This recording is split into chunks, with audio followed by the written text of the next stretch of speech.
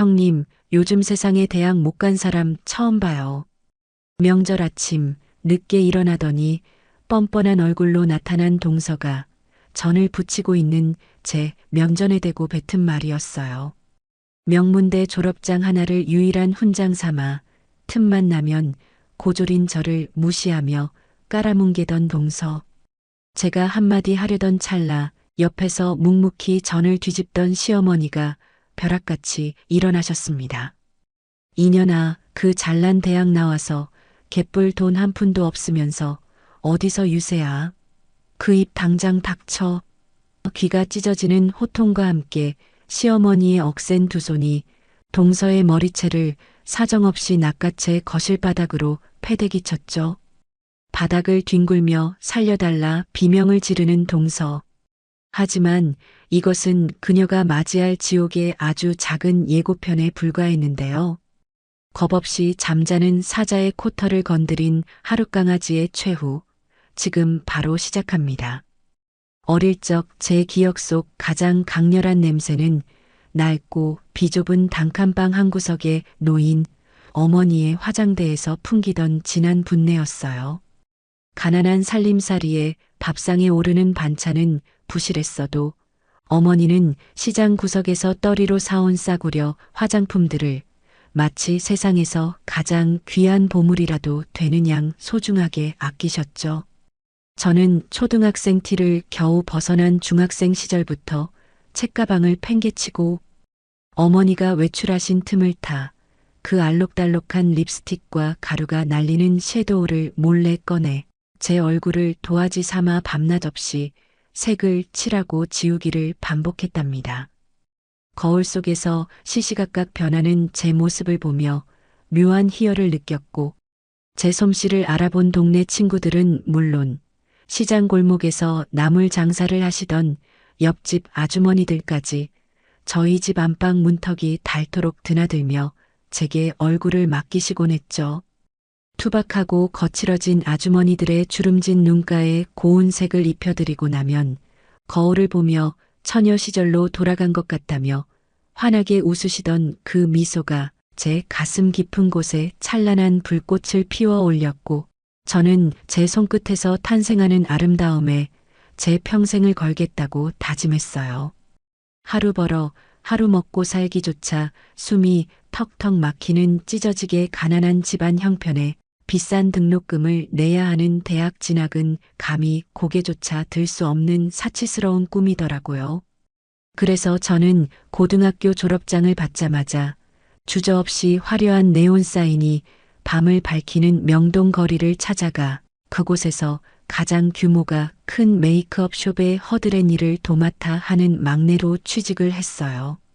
남들이 쓰다 버린 스펀지를 산더미처럼 쌓아놓고 얼음장 같은 찬물에 맨손으로 빨아가며 바닥에 수북하게 흩어진 머리카락을 쓸어 담느라 손가락 마디마디가 퉁퉁 붓고 허리가 끊어질 듯 아파왔지만 단 한 번도 불평하지 않았답니다. 오히려 선배들이 화려한 손놀림으로 메이크업을 할 때면 어깨너머로 그 붓 터치 하나, 시선 처리 하나까지 맹수처럼 눈빛을 번뜩이며 제 머릿속에 고스란히 복사해 넣으려 발버둥을 쳤죠. 퇴근 후에도 불이 꺼진 캄캄한 숍에 홀로 남아 제 팔뚝과 허벅지에 수천 번 수만 번 선을 긋고 색을 섞어가며 연습을 거듭한 결과 어느새 제 손길 한 번이면 평범하고 생기 없던 얼굴도 화려한 카메라 조명 아래서 가장 눈부시게 빛나는 별로 다시 태어나는 기적을 만들어내기 시작했어요. 학벌도 없고 배경도 없는 고졸 꼬맹이의 도끼 어린 손기술이 입소문을 타고 무섭게 번져나가며 당대 내로라 하는 콧대 높은 유명 연예인들조차 제게 메이크업을 받으려고 새벽잠을 설치며 숍문 밖에서 줄을 서는 진풍경이 벌어졌고 사람들은 저를 향해 경이로운 눈빛을 보내고 신의 손이라 부르며 열광했답니다. 하지만 다른 사람의 얼굴을 꾸며주는 일에 만족하며 안주하기에는 제 가슴 속에서 끓어오르는 열정이 너무나도 뜨거웠고 매일 숍을 찾는 손님들의 지친 피부가 제 눈에 밟히기 시작하더라고요. 독한 화학 성분이 가득한 화장품을 겹겹이 바르느라 피부가 붉게 달아오르고 뾰루지가 잔뜩 올라와 눈물 짓던 손님들의 한숨을 가볍게 넘길 수 없어 매일 밤 코피를 쏟아가며 두꺼운 피부 과학 원서와 복잡한 화장품 성분표를 독학으로 파고들었어요. 외국어로 빽빽하게 적힌 논문들을 사전을 뒤져가며 한 글자씩 해석하고 주말이면 약재 시장과 천연 원료상을 이잡듯이 뒤지고 다니며 피부를 진정시킬 순한 성분들만 고집스럽게 배합해 밤을 새워가며 저만의 민감성 피부용 팩을 개발해냈죠. 작은 냄비에 재료를 수십 번 끓이고 식혀가며 제 얼굴이 짓무르도록 테스트를 거듭한 끝에 마침내 완성한 그 팩을 단골 손님들에게 조심스레 나누어 주자 놀랍게도 단 며칠 만에 피부가 맑고 건강해졌다는 폭발적인 찬사가 쏟아지며 제게 팩을 팔아달라는 간곡한 요청이 산더미처럼 밀려들었어요.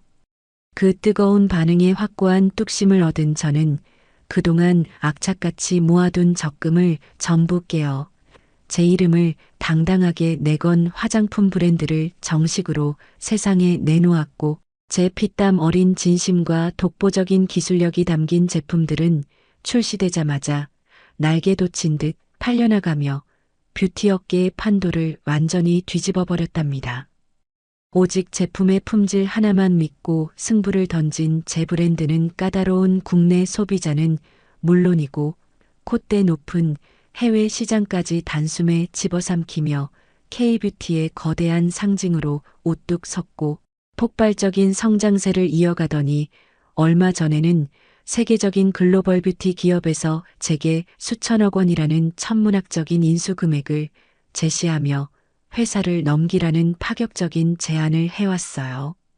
밑바닥부터 제 손으로 정성껏 키워낸 회사를 떠나보내는 것이 못내 아쉬웠지만 더 큰 세상으로 나아갈 기회라 여겨 흔쾌히 도장을 찍었고 제 개인 계좌에 평생 만져보지도 못할 수천억 원의 매각 대금이 찍히는 순간 저는 고졸이라는 사회적 꼬리표를 완벽하게 떼어버리고 대한민국에서 가장 성공한 자산가이자 수많은 청년이 롤모델로 삼는 전설적인 인물로 다시 태어나게 되었답니다.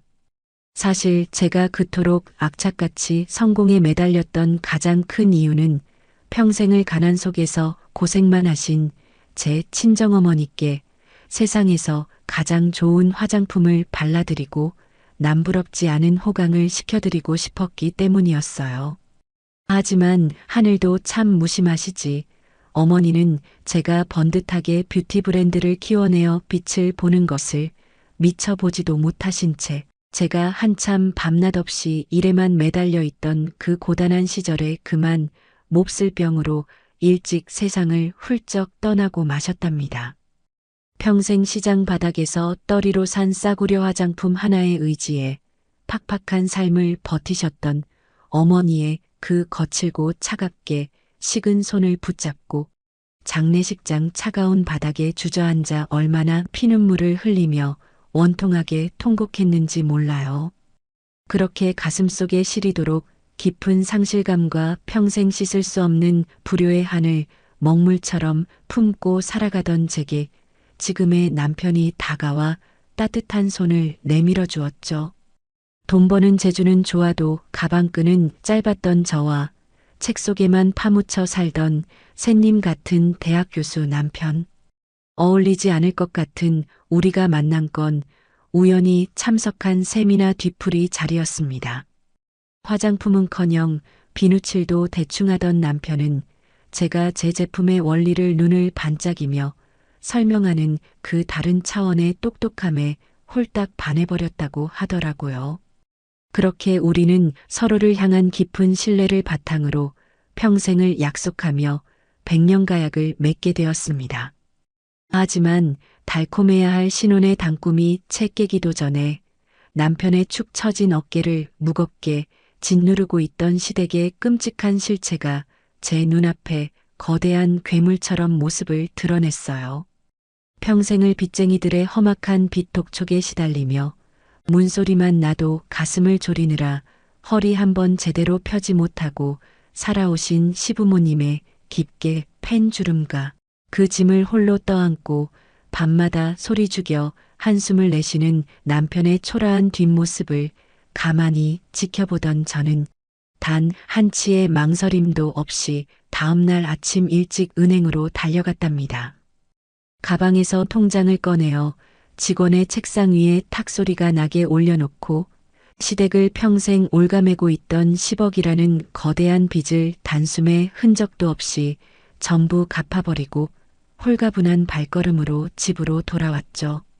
현관문을 열고 들어서자마자 소파에 앉아 머리를 감싸 쥐고 있던 남편의 곁으로 다가가 그 떨리는 손을 제 양손으로 힘주어 꽉 맞잡으며 환하게 눈을 맞추었어요. 당신 혼자 끙끙 앓으며 짊어질 짐 아니야. 이제 내가 당신 가족 지킬 거니까 아무 걱정하지 마. 제 단호하면서도 따뜻한 선언에 남편은 제 어깨에 얼굴을 묻고 참아왔던 눈물을 둑이 터진 것처럼 쏟아내며 어린아이처럼 소리내어 울었고 저는 남편의 등을 토닥이며 속으로 이 가정을 제가 완벽하게 책임지겠다고 굳게 다짐했습니다. 그날 이후로 저는 낡고 비가 새던 시댁집을 허물고 볕이 잘 드는 깨끗하고 널찍한 새 집을 지어드렸고 매달 남부럽지 않은 넉넉한 생활비를 꼬박꼬박 챙겨드리며 시부모님의 여유로운 노후까지 제 품 안에서 완벽하게 책임지는 집안의 절대적인 기둥이자 실질적인 경제권을 쥔 가장으로 확고하게 자리 잡게 되었답니다. 어머니는 저를 볼 때마다 제 손을 부여잡고 눈물을 훔치며 우리 집안을 살려낸 은인이라며 저를 며느리가 아닌 든든한 친딸 이상으로 아끼고 존중해 주셨어요. 돌아가신 친정 어머니를 향한 뼈저린 그리움이 사무치게 컸던 만큼 저 역시 시댁 식구들에게 더더욱 남다른 애착을 가지며 그들을 진짜 온전한 내 핏줄이자 내 가족처럼 가슴 깊이 품게 되었답니다. 무엇보다 제 가슴 속에 가장 애틋하게 자리 잡은 사람은 남편과 무려 띠동갑이나 차이가 나는 눈에 넣어도 아프지 않을 막내 시동생인데 처음 시댁에 인사를 드리러 갔던 날 교복 셔츠 소매 끝이 너덜너덜하게 달아 해진 채로 어두컴컴한 방구석에 웅크려 앉아 문제집을 풀고 있던 중학생 도련님의 그 깡마른 뒷모습이 아직도 제 눈앞에 생생하게 아른거리곤 해요. 배고픔과 서름에 지쳐 보였던 그 가여운 뒷모습이 마치 가난 때문에 명동거리로 내몰려야만 했던 어린 시절의 제 모습을 거울로 들여다보는 것만 같아 가슴이 날카로운 칼에 베인 듯 시리도록 아팠거든요. 저는 그날부터 친어머니조차 빚더미에 짓눌려 손을 놓았던 도련님의 학비는 물론이고 계절마다 입을 번듯한 옷까지 하나하나까지 제 손으로 직접 백화점을 돌아다니며 꼼꼼하게 챙겨 입히기 시작했답니다. 성장기라 자고 일어나면 훌쩍 자라있는 도련님을 데리고 최고급 한우집에 가서 고기를 배불리 먹이고 발에 꼭 맞는 비싼 운동화를 신겨주는 것은 기본이었고 누구보다 총명한 도련님이 더 큰 세상으로 나가 마음껏 날개를 펼치고 배울 수 있도록 수억 원이 훌쩍 넘는 막대한 유학 비용까지 단 한 푼도 아끼지 않고 전폭적으로 지원해 주었죠. 외국에서 낯선 언어와 문화에 치이며 밤낮으로 코피를 쏟아가며 공부하는 도련님을 위해 주말마다 시장을 돌며 질 좋은 재료를 사다가 정성 가득 담긴 밑반찬을 산더미처럼 만들어 커다란 아이스박스에 꽉꽉 채워 국제 소포로 보내주며 타지에서 외롭거나 기죽지 않게 지극정성으로 보살폈어요. 그렇게 제 피와 땀으로 정성을 다해 뒷바라지한 덕분에 도련님 역시 저를 단순히 돈 많은 형수가 아니라 자신을 시궁창 같은 가난에서 건져내어 번듯하게 업어 키워준 두 번째 친어머니처럼 하늘같이 우러러보며 깍듯하게 모시더라고요. 명절이나 제 생일 때면 가장 먼저 제게 달려와 넙죽 큰 절을 올리며 제 두 손을 꼭 맞잡고 은혜는 죽어서도 잊지 않겠다며 굵은 눈물을 뚝뚝 흘리는 도련님을 볼 때면 제가 쏟아부은 수많은 시간과 재산이 티끌만큼도 아깝지 않을 만큼 마음이 벅차오르고 세상을 다 가진 듯 참으로 뿌듯했답니다. 그러던 어느 화창한 봄날 몰라보게 의젓해진 듬직한 청년으로 성장한 도련님이 제 앞에 찾아와서는 양보를 붉게 물들이며 평생을 함께할 좋은 짝을 만나 가정을 꾸리게 되었다며 수줍게 결혼 소식을 전해왔어요. 번듯한 명문대를 졸업하고 남들이 다 부러워하는 좋은 직장까지 번듯하게 자리를 잡고 이제는 한 여자를 책임지는 든든한 가장이 되겠다는 도련님의 대견하고 늠름한 모습에 저는 벅차오르는 기쁨을 주체하지 못하고 그 자리에서 활짝 웃으며 당장 남편을 대동하고 강남의 부동산으로 달려갔죠. 수많은 매물 중에서도 가장 볕이 잘 들고 인테리어가 고급스러운 최고급 신축 아파트 한 채를 골라 망설임 없이 단숨에 계약서에 제 도장을 쾅 찍어버렸답니다. 평생을 가난이라는 꼬리표와 싸우며 억척스럽게 바닥부터 기어 올라온 제가 가슴으로 낳아 피땀 흘려 키워낸 소중한 내 가족을 위해 이 정도 통 큰 선물은 숨쉬듯 자연스럽고 기쁘게 해줄 수 있는 능력이 충분했으니까요. 새하얀 최고급 한지 봉투에 금박 문양이 화려하게 새겨진 아파트 등기 권리증을 구겨지지 않게 고이 담아 도련님 부부가 새 출발을 할 눈부신 신혼집에 반짝이는 열쇠와 함께 건네줄 생각에 제 마음은 맑은 하늘 위를 두둥실 떠다니는 솜사탕처럼 한없이 부풀어 오르는 벅찬 행복으로 가득 찼고 저는 앞으로 우리 가족 앞에는 그늘 한 점 없이 눈부시게 환하고 따뜻한 꽃길만 끝없이 펼쳐질 것이라고 굳게 믿어 의심치 않았답니다. 하지만 정말이지 사람 앞일은 한 치 앞도 모른다는 옛말이 하나도 틀린 게 없더라고요. 도련님이 데려온 예비 신부는 소위 말하는 대한민국 최고의 명문대인 스카이 출신의 재원이었어요. 처음 인사를 나누기 위해 서울 도심의 야경이 한눈에 내려다 보이는 고급스러운 레스토랑에 마주 앉았을 때만 해도 저는 단정하게 빗어넘긴 머리에 옅은 화장을 하고 값비싼 실크 블라우스를 입은 그녀의 참한 겉모습만 보고 우리 도련님이 참으로 지혜롭고 바른 아가씨를 데려왔구나 싶어 안도의 한숨을 내쉬며 흐뭇하게 바라보았거든요. 그런데 자리에 앉아 주문한 따뜻한 차가 채 식기도 전에 예비 동서는 본인이 졸업한 명문대 이름부터 줄줄 읊어대며 화려한 학벌을 훈장처럼 내세우기 시작하더라고요. 저는 그저 젊은 친구가 자기 학업에 대한 자부심이 대단하구나 싶어 가볍게 미소를 지으며 고개를 끄덕여 주었는데 그녀의 매서운 시선이 테이블 위에 올려둔 제 가방으로 스멀스멀 옮겨가더니 이내 입꼬리를 비스듬하게 끌어올리며 묘한 미소를 짓더군요. 그녀는 가느다란 손가락으로 제 가방의 부드러운 가죽 표면을 쓱 훑어보고는 턱을 치켜들며 아주 오만하고 날선 목소리로 말했어요. 어머 형님 가방 참 예쁘네요. 디자인이 아주 클래식한 게 딱 제 취향이긴 한데 요즘은 가품도 진품 못지않게 참 정교하고 감쪽같이 잘 나오나 봐요. 순간 제 귀를 의심할 만큼 무례하고 뼈가 있는 발언에 들고 있던 찻잔이 가늘게 떨렸지만 저는 곁에서 안절부절 못하며 눈치를 보는 도련님의 창백해진 얼굴을 봐서 애써 억지로 입꼬리를 당겨 웃어넘겼답니다. 하지만 동서의 선을 넘는 무례한 태도는 거기서 끝이 아니었어요. 식사 도중 자연스럽게 각자의 살아온 이야기를 나누다가 제가 일찍이 고등학교 졸업을 끝으로 학업을 접고 명동의 메이크업 숍에서 밑바닥부터 험한 기술을 배우며 지금의 글로벌 브랜드 CEO 자리까지 왔다는 사실을 알게 된 동서는 두 눈을 동그랗게 뜨더니 마치 아주 안타깝고 불쌍한 사람을 보듯 과장되게 혀를 쭈쯧 차며 입을 열었죠.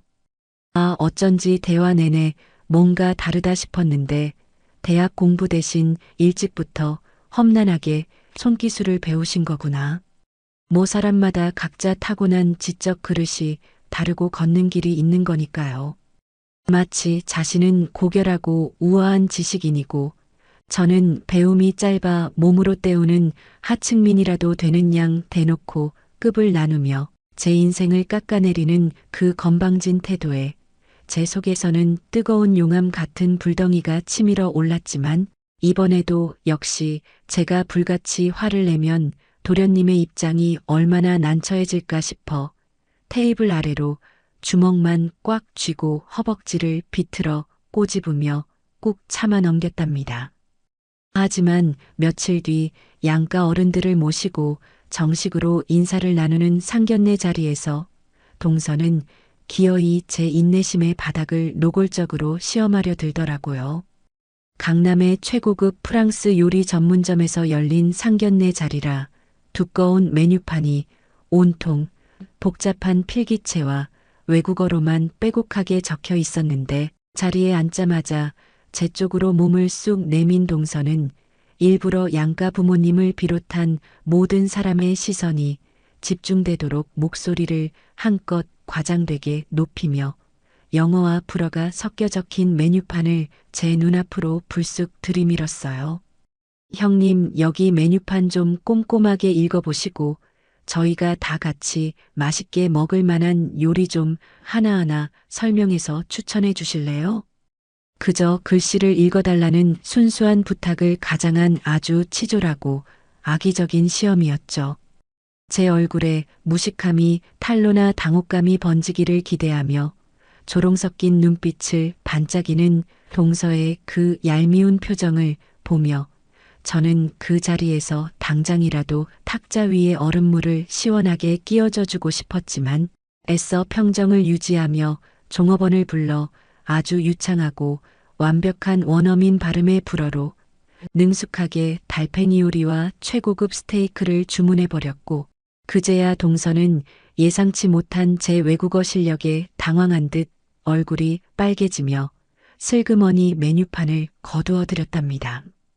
이런 끔찍한 수모를 겪으면서도 저는 저를 친어머니처럼 따르는 도련님 하나만 바라보며 아파트 열쇠를 군말 없이 내어주었어요.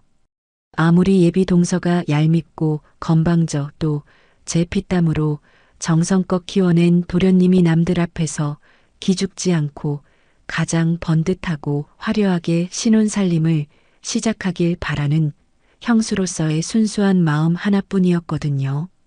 그런데 그 귀한 황금빛 아파트 열쇠를 건네받은 동서는 고맙다는 따뜻한 인사 한마디는커녕 거실 한가운데 놓인 소파에 털썩 주저앉아 깊숙이 기대더니 팔짱을 꼬며 마치 자신이 당연히 누려야 할 권리라도 행사하듯 콧방귀를 뀌며 당당하게 말하더라고요. 뭐 요즘같이 집값 비싼 세상에 능력 있는 시댁에서 신혼집 정도는 당연히 알아서 번듯하게 해주는 추세잖아요. 저처럼 배운 사람 데려오려면 이 정도 대우는 기본으로 받아야 저도 친구들 사이에서 덜 억울하죠. 그 은혜도 모르는 뻔뻔한 태도에 머리끝까지 화가 치밀어 올라 당장이라도 그 손에서 열쇠를 무자비하게 빼앗아버리고 당장 나가라고 소리치고 싶었지만 제 옆에서 제발 한 번만 눈 감아 달라는 듯 애처로운 강아지 같은 눈빛을 보내는 도련님의 창백한 얼굴을 보자 차마 입 밖으로 모진 소리가 나오지 않아 입술에서 피가 날 정도로 꽉 깨물고 등을 돌려야만 했답니다. 결혼식이 무사히 끝나고 본격적으로 한 가족이라는 울타리로 묶인 이후로도 동서의 그 오만방자한 선민의식은 하늘을 찌를 듯이 기고만장해져만 갔어요. 주말에 가족들이 거실에 다 같이 모여 앉아 달콤한 과일을 깎아 먹으며 화기애애하게 담소를 나누는 자리에서조차 동서는 꼭 저를 향해 곁눈질을 힐끔거리며 일부러 제가 알아듣기 힘들 만한 복잡한 경제 용어나 사회 철학 단어들을 잔뜩 섞었으며 혼자 잘난 척을 늘어놓기 일쑤였거든요. 제가 대화에 끼어들 작은 틈조차 주지 않고 자기 혼자 북치고 장구치며 침을 튀겨가며 떠들어대다가 제가 그저 말없이 미소만 지으며 조용히 듣고만 있으면 보란듯이 턱을 괴고는 얄밉게 눈웃음을 치며 날카롭게 쏘아붙였죠. 아휴, 역시 대학에서 전문적으로 배운 사람들은 일상적인 대화 주제의 깊이부터가 확연히 다르다니까요. 형님은 저희가 나누는 이런 학술적인 대화가 너무 어렵고 따분해서 지루하시죠? 그렇게 저를 철저하게 무식한 고졸 취급하며 대화의 중심에서 매정하게 소외시키고 자기들끼리 낄낄대던 어느 날이었어요. 여느 때처럼 동서가 입에 제대로 붙지도 않은 어려운 영단어와 논문 전문 용어들을 억지로 끌어다 붙이며 유세를 떨고 있을 때 옆에서 조용히 찻잔을 내려놓으며 이야기를 유심히 듣고 있던 제 남편이 갑자기 안경을 치켜올리며 매서운 눈빛으로 동서를 쳐다보더니 차갑게 얼어붙은 목소리로 중간에 말을 아주 매몰차게 딱 끊어버렸답니다. 재수 씨, 방금 문장에서 쓴 그 단어들 용어 선택이 완전히 틀렸어. 경제학의 가장 기본 개념조차 제대로 파악하지 못하고 어디서 얄팍하게 주어들은 말로 아는 척을 하며 포장하는 모양인데 그렇게 얕은 지식으로 가족들 앞에서 교만하게 굴지 말고 당장 대학 1학년 교재부터 펴서 기본 개념이나 다스 똑바로 공부하고 와. 내 수업 듣는 학생이 그런 식으로 발표했으면 당장 그 자리에서 가차없이 낙제야. 명문대에서 학생들을 가르쳐온 깐깐한 교수인 남편의 그토록 날카롭고 논리적인 지적에 동서는 마치 한겨울에 차가운 얼음물을 뒤집어 쓴 사람처럼 얼굴이 하얗게 질려서는 입술만 바들바들 떨며 쥐구멍이라도 숨은 듯 아무 말도 하지 못했고 저는 남편의 그 듬직하고 속 시원한 방어의 속으로 쾌재를 부르며 처음으로 아주 통쾌하게 미소를 지었답니다. 하지만 남편에게 그렇게 혹독한 망신을 당하고도 동서의 그 뼛속까지 비뚤어진 열등감과 헛된 허영심은 도무지 꺾일 기미가 보이지 않더라고요. 몇 달 후 다가온 명절에 제가 시어머니와 서방님께 각각 마음껏 용돈으로 쓰시라며 500만 원이라는 빳빳한 수표를 봉투에 담아 안겨드린 적이 있었어요. 시어머니는 제 손을 꼭 잡고 고맙다며 눈물을 글썽이셨고 서방님 역시 연신 허리를 굽혀 고개를 숙이며 형수님 은혜에 평생 감사하며 살겠다고 인사를 했죠. 그런데 그 따뜻한 모습을 옆에서 팔짱을 비비꼬고 삐딱한 시선으로 지켜보던 동서가 갑자기 방으로 쿵쾅거리며 쳐들어가 서방님을 향해 표독스럽게 쏘아붙이는 소리가 굳게 닫힌 방문 틈 사이로 아주 선명하고 날카롭게 새어나왔습니다. 아주 돈이 주체할 수 없을 정도로 남아도나 봐. 대학 문턱도 못 밟아보고 배운 게 없으니까 저렇게 천박하고 무식하게 돈으로 모든 결핍을 때우려고 드는 거 아니야. 교양 없는 티를 저렇게 노골적으로 내요. 그녀의 악담은 그뿐만이 아니었어요. 서방님이 평소처럼 저를 친어머니 이상으로 따르며 제가 무너져가던 시댁의 빚을 갚고 서방님의 타지 유학까지 완벽하게 뒷바라지해 준 그 크나큰 은혜를 입이 마르도록 칭찬할 때마다 동서는 눈꼬리를 매섭게 치켜뜨며 아주 신경질적으로 서방님의 넓은 가슴팍을 주먹으로 팍팍 치며 대꾸했답니다.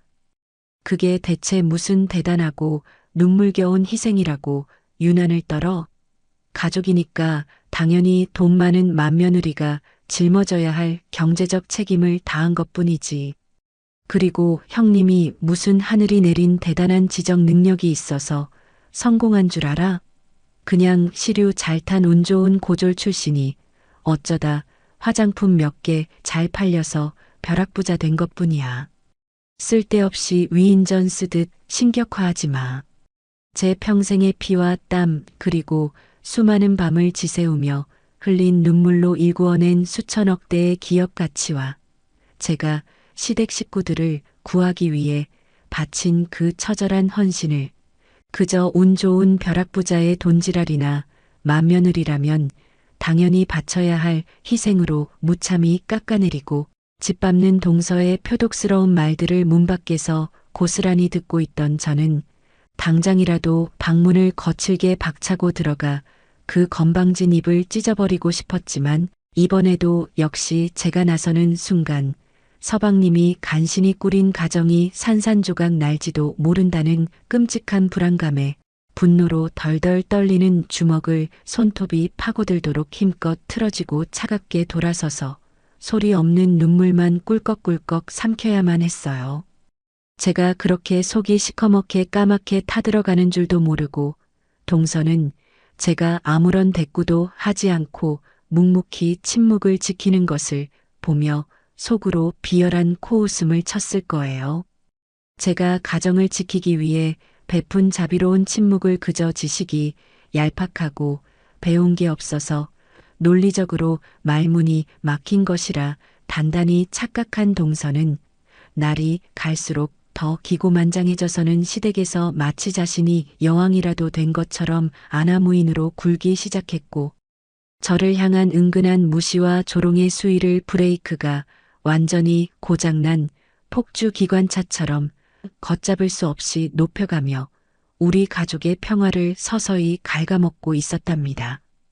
명절 연휴의 아침은 언제나 그렇듯 매서운 겨울 공기를 가르며 일찍부터 시작되었어요. 해가 뜨기도 전인 어스름한 새벽 5시부터 알람 소리에 맞춰 눈을 번쩍 뜬 저는 쟁걸음으로 부엌에 나와 차가운 찬물로 세수를 하며 정신을 번쩍 차렸습니다. 곧이어 방문을 조심스럽게 열고 나오신 시어머니와 저는 굳이 말하지 않아도 눈빛만으로 서로의 호흡을 척척 맞춰가며 커다란 대나무 소쿠리와 무거운 무쇠 프라이팬을 꺼내놓고 본격적인 명절 음식 준비에 돌입했답니다. 뜨겁게 달궈진 프라이팬 위로 샛노란 계란물을 곱게 입힌 동태포와 육전을 가지런히 올려놓을 때마다 치명적으로 고소한 기름 냄새가 온 집안을 가득 채웠고 저희 두 사람은 허리 한번 제대로 펴지 못한 채 쉴 새 없이 밀가루를 묻히고 전을 뒤집느라 이마에는 송글송글 땀방울이 맺히기 시작했어요. 수백억 대 자산가로 불리는 지금도 명절만큼은 제 손으로 직접 식구들을 먹일 따뜻한 음식을 장만하는 것이 제 굳건한 철칙이라 며칠 전부터 최고급 한우와 싱싱한 해산물을 직접 새벽 시장을 돌며 깐깐하게 골라왔죠. 어머니는 제 옆에서 묵묵히 산적 꼬치를 깨시며 이 넓고 좋은 대리석 집에서 며느리가 해주는 호사를 누린다며 연신 제 등을 다정하게 토닥여 주셨고 저는 어머니의 굵은 주름이 깊게 팬 손을 마주 잡으며 우리가 함께 이겨낸 그 험난했던 과거의 가난한 시간들을 떠올리며 빙그레 미소를 지었죠. 그렇게 부엌에는 따뜻한 온기와 도마 위를 경쾌하게 두드리는 일정한 칼질 소리만이 평화롭게 울려 퍼지고 있었어요. 하지만 그 평온했던 명절 아침의 공기는 해가 중천에 떠오르고 온 식구가 슬슬 아침 식사를 위해 식탁에 모여들 무렵 굳게 닫혀있던 안방문이 신경질적으로 벌컥 열리며 산산조각이 나고 말았답니다. 오전 10시가 훌쩍 넘은 시각에야 번쩍거리는 화려한 실크 파자마 차림으로 부스스하게 걸어 나온 동서는 눈도 제대로 뜨지 못한 채 거실로 비틀거리며 걸어 나오더니 부엌에서 진동하는 고소한 음식 냄새를 맡자마자 아주 노골적으로 미간을 잔뜩 찌푸리더라고요. 그녀는 가느다란 손가락으로 자신의 오뚝한 코를 틀어막고 다른 한 손으로는 공기 중에 떠다니는 냄새를 벌레 쫓아내듯 과장되게 손부채질을 해대며 거실 한가운데 놓인 가죽 소파 위로 털썩 소리가 나게 몸을 던져 들어 누웠어요. 마치 지독한 하수구 악취라도 맡은 사람처럼 헛구역질을 하는 신용까지 해가며 푹신한 쿠션을 끌어안고 뒹구는 그 기막힌 자태를 보는데 저는 속에서 펄펄 끓어오르는 어처구니 없음을 애써 억누르고 친절한 맏며느리의 여유로운 미소를 띠며 나긋나긋한 목소리로 말을 건넸죠.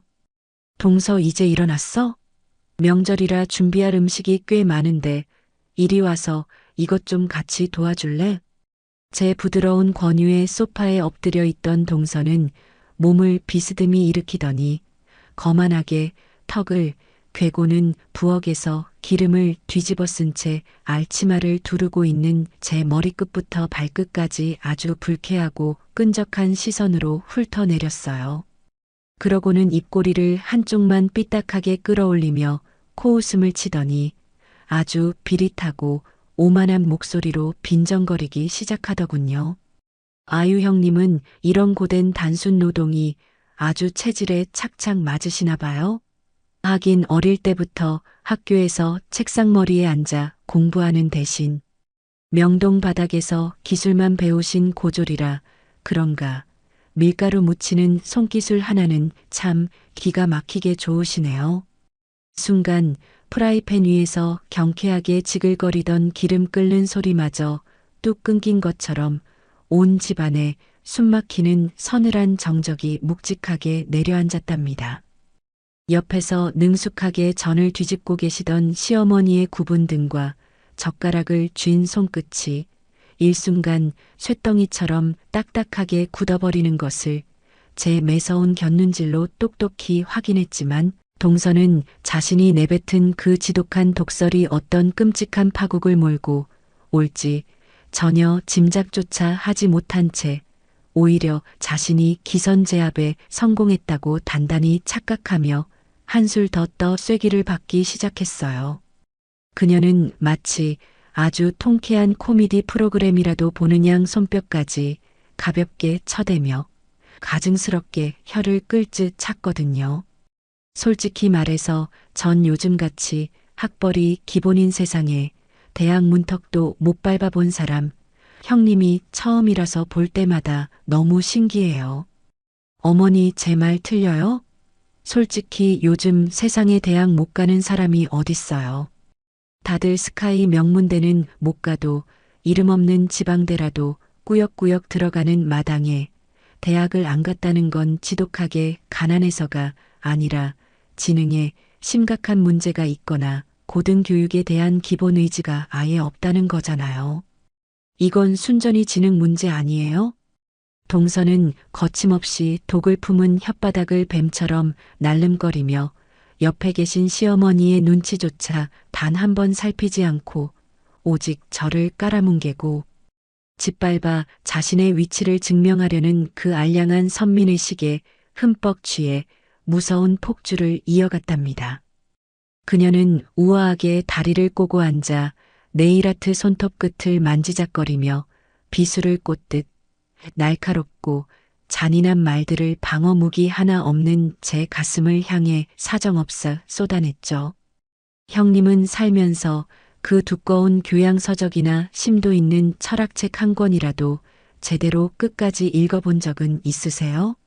운 좋게 손재주 하나로 벼락부자가 돼서 떼돈은 벌었을지 몰라도 사람의 머릿속에 들어찬 교양과 지식의 깊이는 아무리 형님이 가진 수천억 원의 돈을 싸들고 가도 절대 못 사는 고귀한 거잖아요. 제 말이 맞죠? 그 오만방자하고 천박한 조롱이 넓은 거실을 쩌렁쩌렁 울리자 안방 화장실에서 세수를 하던 서방님이 물기를 수건으로 미처 닦지도 못한 채 사색이 된 흙빛 얼굴로 헐레벌떡 뛰쳐나왔어요. 공포에 질린 얼굴로 단숨에 거실을 가로질러 달려온 서방님은 동서의 가녀린 팔뚝을 거칠게 움켜쥐고 당장 그 더러운 입 다물라며 목에 핏대를 세우고 소리를 빽질렀지만 평생을 명문대라는 얇은 유리성 안에 갇혀 자신이 세상에서 가장 고귀하고 우월하다고 맹신하며 살아온 동서의 삐뚤어진 눈에는 서방님의 그 필사적인 만류조차 우스운 발악으로밖에 보이지 않는 모양이더라고요. 오히려 동서는 자신을 말리는 서방님의 손을 아주 매몰차게 팍 뿌리치며 눈에 핏발이 선 도끼를 가득 품고 더 큰 목소리로 악을 쓰며 천장을 향해 소리쳤어요. 이거나 내가 무슨 틀린 말을 했다고 난리야? 형님 펜대 굴릴 머리 안 돼서 일찍부터 남의 얼굴이나 만져주던 무식한 고졸 맞잖아. 사실을 사실대로 명확하게 말한 게 무슨 큰 죄라도 돼? 당신도 똑바로 생각해.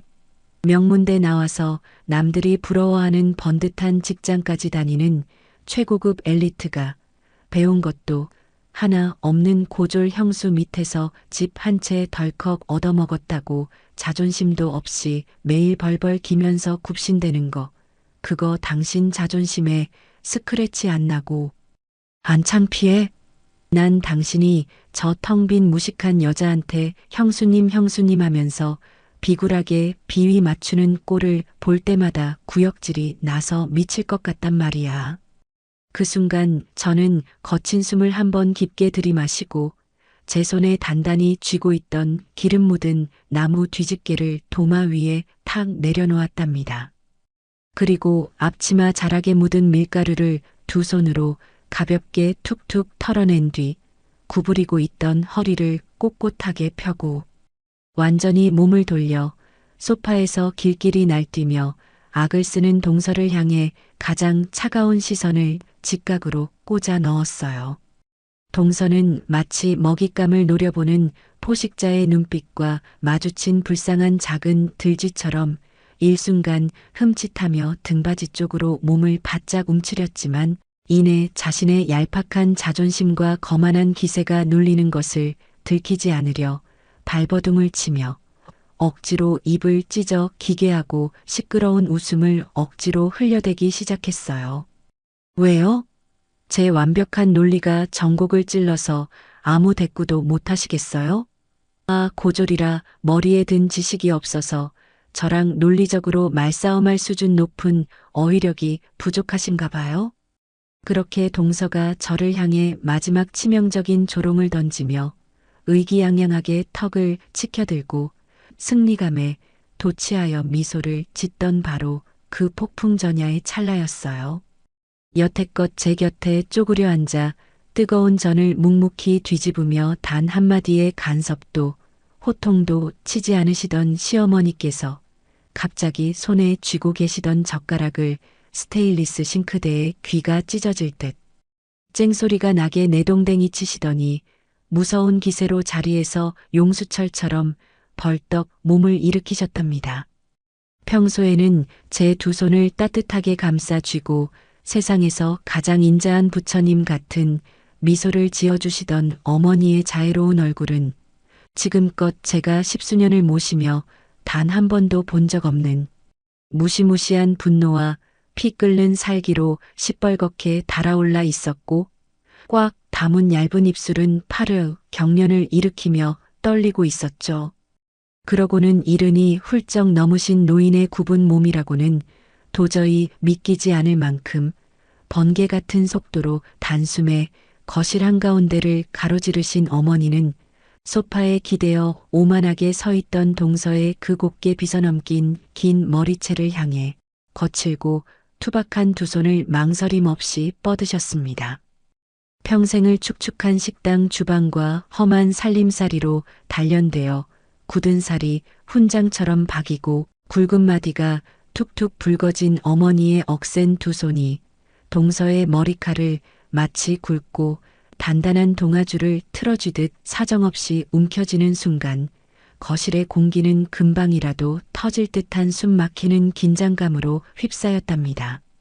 어머니는 단 한치의 자비나 망설임도 없이 꽉 쥐고 있던 머리채를 거실 바닥을 향해 무자비하게 콱 끌어내리셨고 자기 잘난 맛에 흠뻑 취해 교만하게 턱을 치켜들고 있던 동서는 예기치 못한 엄청난 완력의 속수무책으로 휘청거리며 비명을 질렀어요.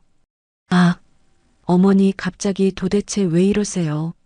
제발 제 머리 좀 놔주세요. 동서가 고통에 겨워 두 눈을 하얗게 뒤집고 바닥을 이리저리 뒹굴며 꼴사납게 발버둥을 쳤지만 어머니는 오히려 양발을 바닥에 바위처럼 단단히 고정하신 채 절대 그 억센 소나기에 힘을 한치도 풀지 않으셨죠. 값비싼 화려한 실크 파자마가 거실 바닥에 질질 끌리며 구겨지고 동서가 가느다란 두 손으로 어머니의 굵은 손목을 핥히고 꼬집으며 어떻게든 머리채를 빼내려 안간힘을 썼지만 제 아무리 젊고 도끼 어린 여자의 발악이라 한들 무너져가는 가문을 일으켜 세운 은인을 눈앞에서 모욕당한 늙은 어미의 끓어오르는 분노를 이겨낼 재간은 털끝만큼도 없어 보였죠. 어머니는 핥히어진 팔목에서 붉은 피가 배어 나오는 것조차 아랑곳하지 않으시고 오히려 눈을 부릅뜨고 바닥에 엎드린 동서의 머리통을 사정없이 위아래로 쥐고 흔드시며 그동안 가슴 밑바닥에 꾹꾹 눌러 담아두셨던 화라산 같은 분노를 쩌렁쩌렁한 호통으로 터뜨리셨답니다. 이 천하의 배은망덕하고 미련한 년아, 네가 감히 누굴 가르치려 들고 감히 누구 앞에서 지능 운운하며 함부로 썩은 주둥이를 놀려대 네가 그토록 무시하고 짓밟으며 조롱해 대는 그 고졸 형님 아니었으면 네 남편은 그 잘난 대학 문턱은커녕 평생 빚쟁이들한테 쫓겨다녔을 불쌍한 목숨이야. 어머니의 피 끓는 사자 후에 놀란 동서가 고통으로 일그러진 얼굴을 한 채 숨을 헐떡거리며 아무런 대꾸조차 하지 못하고 바닥에 엎드려 있자 어머니는 더욱 격분하셔서 바닥에 주저앉은 동서의 등짝을 매섭게 내리치시며 우리 집안의 처절했던 과거와 제가 바쳤던 피눈물 나는 희생의 진실을 남김없이 낱낱이 파헤쳐 쏟아내기 시작하셨어요. 네 남편이 외국 나가서 남부럽지 않게 떵떵거리며 공부한 그 비싼 유학비며 하루 세끼 먹은 밥값이며 네가 지금 여왕이라도 되냥 엉덩이 깔고 앉아 온갖 유세를 떨어대는 그 강남의 비싼 아파트까지 전부 다 우리 지안이가 어린 나이부터 손마디가 다 짓무르도록 험한 일 해가며 피눈물 흘려번 돈으로 걷어먹이고 입혀준 거야. 이 짐승만도 못한 뻔뻔한 년아. 그 섯을 펄은 일갈에 거실 한 구석에 우두커니 서 있던 서방님은 차마 제 얼굴을 똑바로 마주보지도 못한 채 두 손으로 자신의 창백한 얼굴을 감싸쥐고 그 자리에 무너지듯 털썩 주저앉아 버렸어요. 자신이 세상에서 가장 훌륭하고 똑똑하다 믿어 의심치 않으며 사랑해서 곁에 둔 여자가 평생을 친어머니처럼 제 살을 깎아가며 자신을 걷어 키워준 은인 같은 형수님을 그토록 처참하고 잔인하게 모욕했다는 끔찍한 죄책감과 참담한 현실에 서방님은 온몸을 사시나무 떨듯 부들부들 떨며 그저 바닥에 이마를 찍고 뜨거운 눈물만 하염없이 쏟아낼 뿐 감히 광분한 어머니를 말리거나 바닥에 뒹구는 아내를 감싸줄 엄두조차 내지 못하고 철저하게 무너져 내리고 있었죠. 그런 아들의 처참한 몰골을 곁눈질로 확인하신 어머니는 가슴을 퍽퍽 치시며 더더욱 매서운 독서를 바닥에 엎드린 동서의 정수리에 가차없이 쏟아부으셨답니다. 어디서 되먹지 못한 명문대 졸업장 하나 덜렁 들고 들어와서 남의 집안 귀한 기둥을 흔들어대 학벌, 그 잘난 종이 쪼가리가 네 입에 밥 한 술이라도 떠먹여준다더냐? 개뿔 돈 한 푼도 없는 게 유세는. 닥쳐라. 너같이 머리에 똥만 가득 차서 주둥이로 남 깎아내리는 것에만 혈안이 된 년이 감히 함부로 쳐다볼 수도 없는 천금 같은 내 귀한 딸이란 말이다. 어머니는 그 거친 호통으로도 도무지 분이 풀리지 않으셨는지 바닥에 엎드린 동서의 머리채를 다시 한번 억세게 틀어쥐고 그대로 현관 쪽을 향해 질질 끌고 가셨어요. 그러고는 한 구석에 고이 모셔져 있던 동서의 그 수백만 원짜리 최고급 명품 가방을 거칠게 낚아채어 현관문 밖에 차가운 복도 가닥을 향해 냅자 내동댕이 치셨죠. 가방의 화려한 금속 장식이 바닥에 둔탁하게 부딪혀 요란한 파열음을 내고 그 안에 들어있던 비싼 수입 화장품과 향수병들이 와장창 깨지며 복도 여기저기로 참혹하게 나뒹굴어 독한 향수 냄새가 진동을 했지만 어머니는 눈 하나 까딱하지 않으시고 현관문을 활짝 열어젖힌 채 매서운 손가락으로 문 밖을 가리키시며 서리빨 같은 최후의 통첩을 날리셨죠. 내 귀하고 착한 아들 인생 송두리째 망치려고 굴러들어온 이 몹쓸려나. 대학 물먹은 년이 인간으로서 갖춰야 할 최소한의 염치와 은혜도 모르고 주둥이만 살아서 나불대다니 당장 내 집에서 나가고 다시는 우리 집 문턱 넘을 생각 꿈도 꾸지 마라. 어머니의 무자비한 손길에 헝클어진 머리카락이 한 움큼이나 뭉텅이로 빠지고 비싼 실크 파자마가 여기저기 찢겨나간 처참한 몰골을 하고서도 동서의 그 지독한 오만함과 뼛속 깊이 박힌 선민의식은 결코 호락호락하게 꺾이지 않는 모양이더라고요. 그녀는 덜덜 떨리는 두 손으로 듬성듬성 빠져버린 자신의 머리통을 부여잡고 비틀거리며 자리에서 힘겹게 일어나더니 잔뜩 독이 올라 핏발이 선 두 눈으로 저와 어머니를 번갈아 쏘아보며 끝까지 미련하게 발악하듯 대들었거든요. 아니, 제가 무슨 없는 소리를 지어낸 것도 아니고 있는 사실을 사실대로 명확하게 말한 것뿐인데 가족끼리 집 한 채 해준 거 가지고 무슨 유세를 이렇게 온 집안이 떠나가라 떨어대요? 돈 좀 보태줬다고 저한테 평생 엎드려 기는 노예 노릇이라도 하라는 거예요? 자신이 누리고 있는 모든 혜택과 눈부신 풍요로움이 오직 제 피와 땀으로 치열하게 만들어진 것임을 방금 두 귀로 똑똑히 전해 듣고도 그것을 그저 가족이라는 허울 좋은 이름 아래 정당한 권리쯤으로 치부하며 끝까지 자신의 오만방자한 잘못을 손톱만큼도 인정하지 않고 꼿꼿하게 고개를 쳐드는 동서의 그 역겨운 밑바닥을 온전히 마주한 순간이었어요. 여태껏 제 안에서 위태롭게 자리 잡고 있던 일말의 얄팍한 동정심이나 제가 끔찍이 아끼는 서방님이 받을 상처를 걱정하며 참아 넘기려던 알량한 배려심마저 한겨울의 차가운 얼음물처럼 싸늘하게 식어버리는 것을 온몸으로 생생하게 느꼈답니다.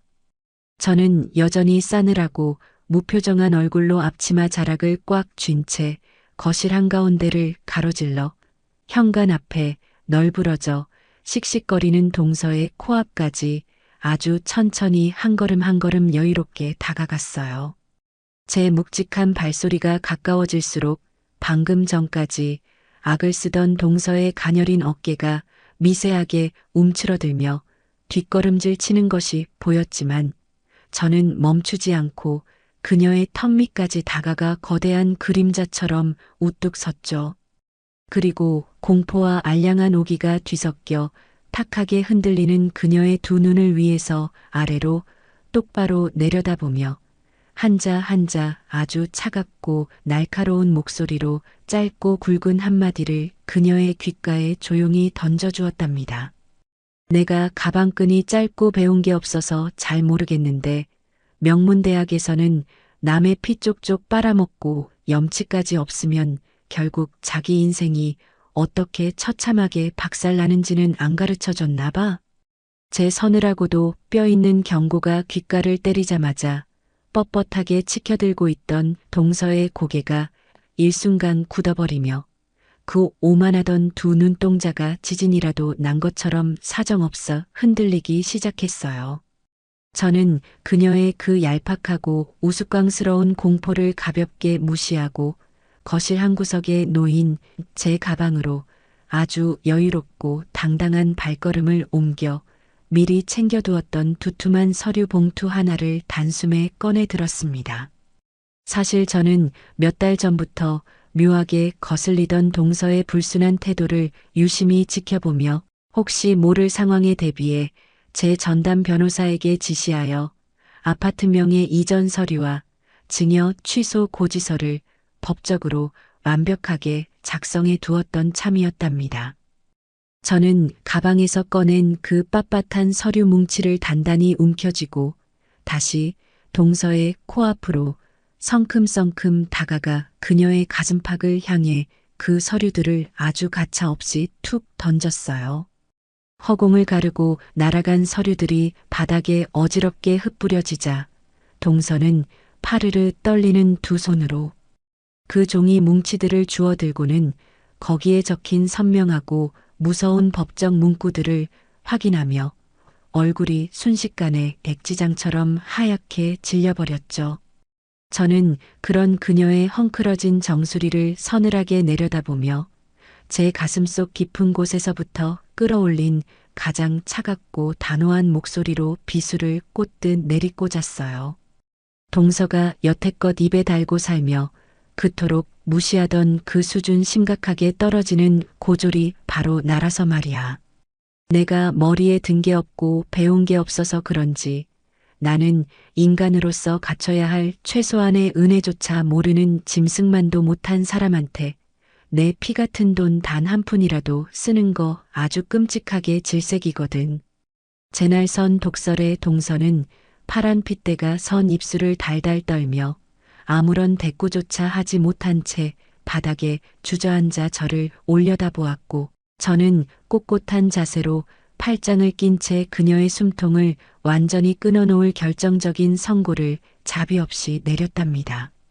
네가 지금 여왕이라도 되냥 교만하게 깔고 앉아 온갖 유세를 떨던 그 강남 신축 아파트. 오늘부로 내 전담 법무팀 동원해서 즉시 매각 처리할 거니까 내일 아침 해가 뜨기 전에 당장 네 짐 전부 다 싸들고 내 집에서 영원히 나가. 제가 내뱉은 매각과 퇴거라는 날카로운 선언이 거실을 서늘하게 가르자 그제야 자신이 얼마나 돌이킬 수 없는 끔찍한 강을 건넜는지 뼈저리게 깨달은 동서는 엉금엉금 바닥을 기어와 제 바짓가랑이를 부여잡고 처절하게 매달리기 시작했어요. 그녀는 조금 전까지 저를 향해 도끼를 내뿜던 표독스러운 기세는 온데간데 없이 치워버리고 굵은 눈물을 뚝뚝 흘리며 아주 가증스럽고 애처로운 목소리로 제게 구걸을 하더군요. 형님, 제가 진짜 잠깐 미쳤었나 봐요. 아무리 제가 잘못을 했어도 우리가 다 같은 식구인데 가족끼리 어떻게 이렇게 하루아침에 매정하게 사람을 길바닥으로 내쫓으실 수가 있어요. 제발 한 번만 눈 감고 용서해 주세요. 눈물 콧물 범벅이 되어 비굴하게 가족 타령을 늘어놓는 그녀의 얼굴을 보자 제 속에서는 헛구역질이 쏠릴 만큼 깊은 혐오감이 치밀어 올랐고 저는 제 바지를 꽉 잡고 있는 그녀의 손을 발끝으로 거칠게 뿌리치며 아주 경멸스러운 눈빛으로 맞받아쳤죠. 가족? 네가 그 잘난 명문대 졸업장 하나 맹신하고 나를 배운 거 없는 무식한 고졸이라고 벌레 보듯 짓밟을 때 우리가 언제 단 한 번이라도 가족이었던 적이 있었니? 저는 발버둥 치는 동서를 철저하게 투명 인간 취급하며 고개를 돌려 거실 바닥에 엎드려 소리 죽여 오열하고 있는 서방님을 향해 묵직한 시선을 던졌어요. 평생을 제 피와 땀으로 정성껏 빚어낸 제 분신과도 같은 서방님이 저 얄팍하고 천박한 여자 때문에 겪어야 할 이 처참한 수모에 제 가슴이 찢어질 듯 아팠지만 저는 서방님의 나약함을 단호하게 끊어내야만 우리 가족을 온전히 지킬 수 있다는 것을 누구보다 잘 알고 있었기에 입술을 꽉 깨물고 아주 이성적인 목소리로 서방님을 향해 단호한 쐐기를 박았답니다. 서방님, 아무래도 저 여자는 절대 안 되겠네요. 우리 집안 귀한 식구로 품기에는 인간의 그릇 자체가 너무 천박하고 악독해서 맏며느리인 제가 도저히 눈뜨고 못 봐주겠어요. 제 굳건한 결단이 떨어지자 서방님은 고개를 푹 숙인 채 무거운 침묵으로 제 뜻에 전적으로 동의한다는 무건의 긍정을 보냈고, 그 끔찍한 침묵을 확인한 동서는 이제 자신을 보호해줄 방패가 이 세상 어디에도 남아있지 않다는 사실에 절망하며 다시 한번 제 다리에 매달려 짐승처럼 울부짖었어요. 그녀는 헝클어진 머리를 바닥에 찌으며 제발 아파트만은 뺏지 말아달라고 제 발등에 엎드려 눈물을 뚝뚝 흘려댔지만, 저는 그 처절한 몸부림조차 아주 가소롭다는 듯 입꼬리를 비스듬히 올려 시원하게 비웃어 주었죠. 뭐 하늘이 내린 지능을 가지고 명문대까지 아주 우수하게 졸업하신 학벌 좋고 똑똑한 동서니까 이깟 집 한 채 없어져도 알아서 아주 훌륭하게 잘 살겠지. 저는 서늘한 조소를 날린 뒤 핸드폰을 꺼냈습니다.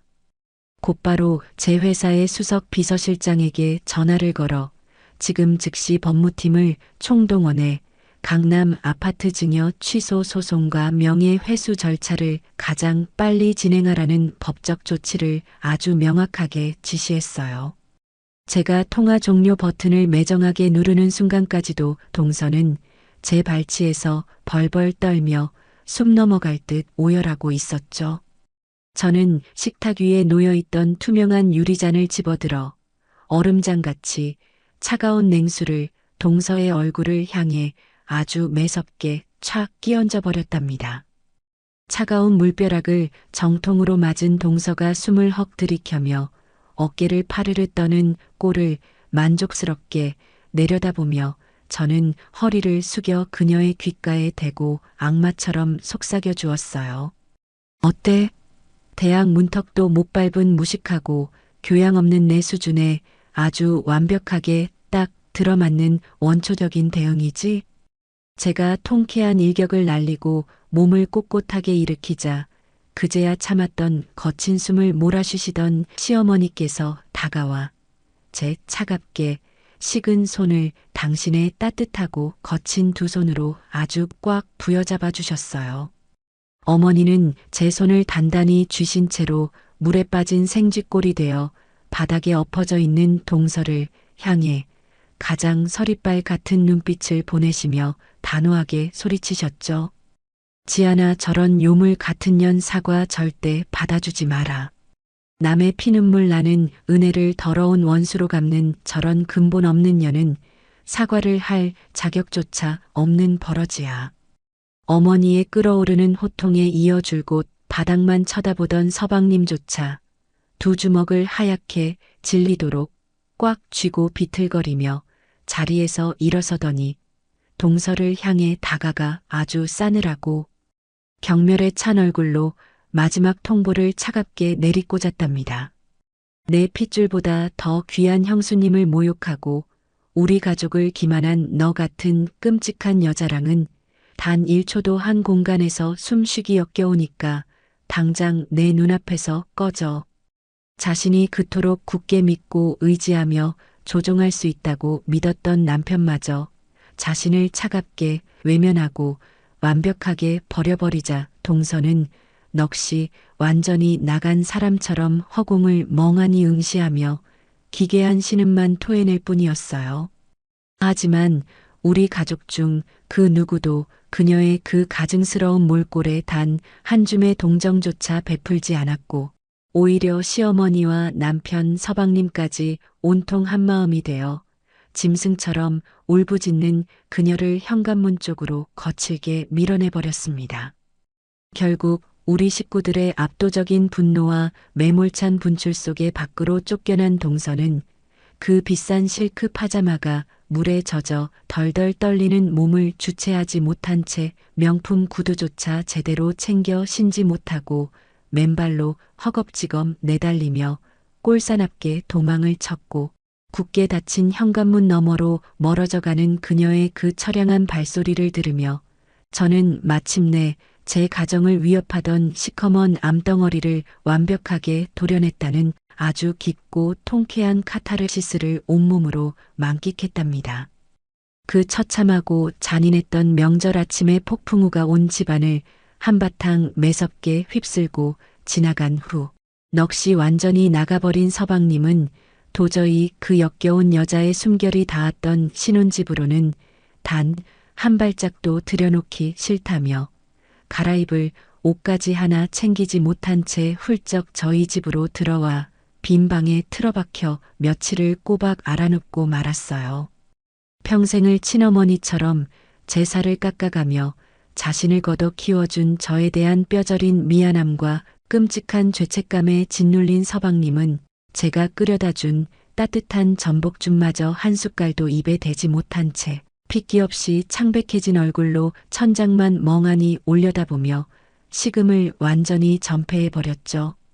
움푹하게 파인 두 눈가로 끊임없이 뜨거운 눈물을 주룩주룩 흘리며 짐승처럼 앓는 소리를 내던 서방님은 결국 며칠 만에 헬쑥한 얼굴로 방문을 열고 걸어 나오더니 손에 꽉 쥐고 있던 휴대전화를 들어 그 지독한 동서에게 아주 단호하고 서늘한 목소리로 이혼을 통보해 버렸답니다. 수화기 너머로 제발 이혼만은 안 된다며 찢어지는 듯한 비명을 지르며 매달리는 동서의 애처로운 목소리가 생생하게 새어나왔지만 서방님은 단 한치의 흔들림이나 망설임도 없이 차갑게 통화 종료 버튼을 꾹 눌러버리고는 그 자리에서 휴대전화 전원마저 아주 매정하게 꺼버렸죠. 하지만 평생을 제 잘난 맛에 살던 동서의 그 지독한 집착은 결코 하루아침에 쉽게 끊어질 것이 아니더라고요. 이혼 서류에 도장을 찍지 않겠다며 악을 쓰던 동서는 급기야 서방님이 다니는 번듯한 대기업 회사 정문 앞까지 매일같이 찾아와 지나가는 사람들의 따가운 시선조차 아랑곳하지 않은 채 바닥에 주저앉아 엉엉 울며 서방님의 출근길을 가로막고 처절하게 버티기 시작했어요. 바짓가랑이를 부여잡고 한 번만 용서해달라며 짐승처럼 울부짖는 그녀의 그 가증스러운 눈물 연기에 행여나 마음 여린 서방님이 또다시 얄팍한 동정심에 흔들려 넘어갈까 염려스러웠던 저는 미리 제 직원들을 풀어 물밑에서 조용히 수집해 두었던 아주 치명적이고 더러운 정황 증거들이 빼곡하게 담긴 두툼한 서류 봉투를 서방님의 손에 말없이 쥐어주었답니다. 그 서류 안에는 동서가 서방님과 정식으로 결혼을 약속하기도 훨씬 전부터 흥신소를 뒤져가며 제 막대한 재산 규모와 시댁의 자금 흐름을 은밀하게 캐내고 어떻게든 서방님을 유혹해 그 거대한 부를 자신의 손아귀에 쥐고 흔들려 했던 그 소름 끼치도록 탐욕스러운 뒤조사 내역들이 아주 고스란히 담겨 있었거든요. 자신이 그토록 순수하게 사랑했던 여자의 밑바닥이 이토록 시궁창보다 더 역겹고 더럽다는 완벽한 진실을 눈으로 똑똑히 확인한 서방님은 배신감에 온몸을 부들부들 떨며 그 서류 뭉치를 바닥에 내동댕이 치고는 완벽하게 마음의 문을 걸어 잠가버렸어요. 자신이 쳐놓은 그 얄팍하고 더러운 덫이 완벽하게 산산조각이 나고 서방님과 시댁, 식구들에게서 단 한 푼도 뜯어낼 수 없다는 절망적인 현실을 뼈저리게 깨달은 동서는 급기야 숨겨두었던 진짜 악마 같은 본색을 흉측하게 드러내며 최후의 발악을 시작하더라고요. 그녀는 단순히 제 짧은 가방끈과 학벌을 비하하며 조롱하던 수준을 훌쩍 넘어 자신이 졸업한 그 잘난 명문대 출신의 언론사 기자 인맥들을 총동원하여 뒤에서 아주 교활하고 치밀하게 판을 짜기 시작했어요.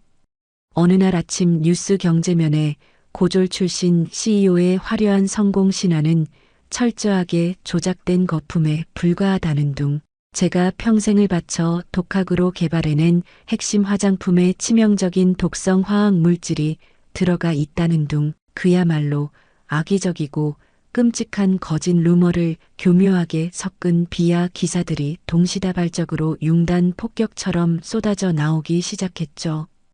기사 배후에서 익명의 제보자 행세를 하며 저를 파멸시키기 위해 조직적으로 여론을 선동하고 거짓을 진실처럼 포장하여 제 평생의 피와 땀이 서린 고귀한 업적을 하루아침에 더러운 시궁창으로 끌어내리려 획책한 그 악독한 짓거리에 시장은 순식간에 혼란에 빠졌고 승승장구하던 제 회사의 주가 그래프가 아주 잠시나마 파랗게 질려 출렁이는 아찔한 위기가 찾아왔답니다.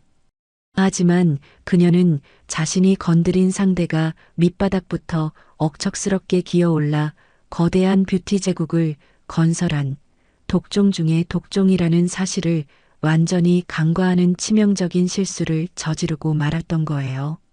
저는 즉시 대한민국 최고의 승률을 자랑하는 대형 로펌의 에이스 변호인단을 총출동시켜 악의적인 허위 사실 유포와 명예훼손 그리고 막대한 기업 영업 방해 혐의를 모조리 묶어 그녀를 상대로 자그마치 수백억 원대에 달하는 천문학적인 손해배상 청구 조송을 가차없이 때려박았어요.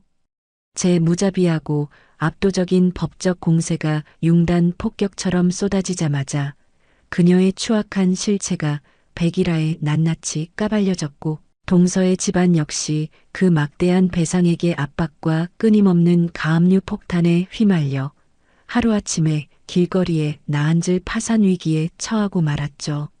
상황이 걷잡을 수 없이 끔찍하게 돌아가자 동서의 부모가 하얗게 질린 얼굴을 하고 제 회사 최고층 집무실 앞까지 헐레벌떡 찾아와 차가운 대리석 바닥에 납작 엎드려 무릎을 꿇고 제발 딸 자식 목숨만은 살려달라며 머리를 찧으며 짐승처럼 울부짖었지만 저는 단 한 번의 눈길조차 주지 않은 채 건장한 보안 요원들과 비서진을 시켜 그들을 아주 매몰차게 문전박대하여 끌어내버렸답니다. 게다가 그녀가 그토록 목숨처럼 떠받들며 유세를 떨던 명문대 동창회 커뮤니티에서조차 가족 등에 시퍼런 칼을 꽂은 독하고 파렴치한 년이라는 소문이 걷잡을 수 없어 퍼져나가면서 그녀는 한때 자신이 우러러보던 그 잘난 엘리트 사회에서조차 완벽하게 매장당해 얼굴조차 들고 다닐 수 없는 처참한 지경에 이르게 되었어요. 결국 모든 것을 잃고 궁지에 몰린 동서는 핏기가 싹 가신 초라한 몰골로 법정에 서게 되었습니다. 어마어마한 소송에 휘말려 변호사를 선임할 푼돈조차 남아있지 않았던 터라 피고인석에 홀로 덩그러니 앉아 더덩거리며 직접 변론을 해야만 하는 비참한 처지로 전락해버렸더라고요. 그녀는 그 엄숙한 법정에서조차 끝까지 자신의 알량한 자존심을 버리지 못하고 제가 먼저 자신을 정신적으로 학대했다는 둥 되지도 않는 억지 논리를 펼치며 발악을 해보았지만 돌아오는 것은 차갑게 굳은 얼굴을 한 판사님의 호된 꾸중과 서리빨 같은 질타뿐이었죠. 판사님은 인간으로서 최소한의 도의조차 저버린 채 은혜를 원수로 갚고 멀쩡한 가족을 파멸로 몰고 간 것은 물론 무고한 기업의 가치까지 심각하게 훼손하려 한 피고인의 죄질이 아주 극히 불량하다며 법정 전체가 쩌렁쩌렁 울리도록 엄히 호통을 치셨고 그 싸늘한 정죄 앞에 그녀는 두 손으로 붉어진 얼굴을 감싸 쥐고 그 자리에서 어깨를 들썩이며 처절하게 엉엉 울음을 터뜨리고 말았답니다.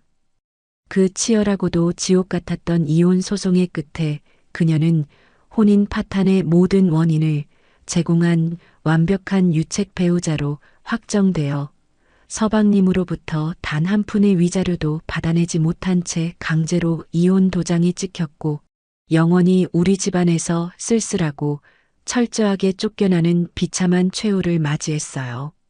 재판이 끝난 직후 무거운 짐을 벗어던진 서방님은 제 앞에서 굵은 눈물을 뚝뚝 흘리며 형수님의 크고 깊은 뜻대로 평생을 성실하게 속죄하며 살겠다고 굳게 다짐을 했고, 저는 서방님의 그 떨리는 두 어깨를 따뜻하게 감싸 안아주며 우리 가족을 둘러싸고 있던 가장 지독하고 시커먼 먹구름이 마침내 완벽하게 걷혔음을 온몸으로 느꼈답니다.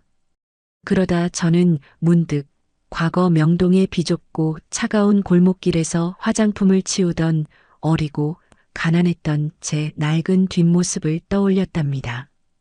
그 막막하고 외로웠던 시절에 저를 꼭 안아주는 마음으로 저는 주저없이 제 이름을 내건 대규모 장학재단을 곧바로 설립하고는 저처럼 뛰어난 재능과 끓어오르는 열정을 가졌음에도 불구하고 오직 돈이 없다는 가혹한 이유 하나만으로 대학이라는 높은 문턱 앞에서 눈물을 머금고 돌아서야만 했던 수많은 고졸 인재들을 찾아내어 그들의 꿈을 전폭적으로 지원하기 시작했어요. 단순히 학비 몇 푼을 쥐어주는 수준을 넘어 그들이 각자의 분야에서 최고의 전문가로 성장할 수 있도록 해외 연수부터 든든한 창업 자금까지 그야말로 아낌없는 금전적 지원을 쏟아부었죠.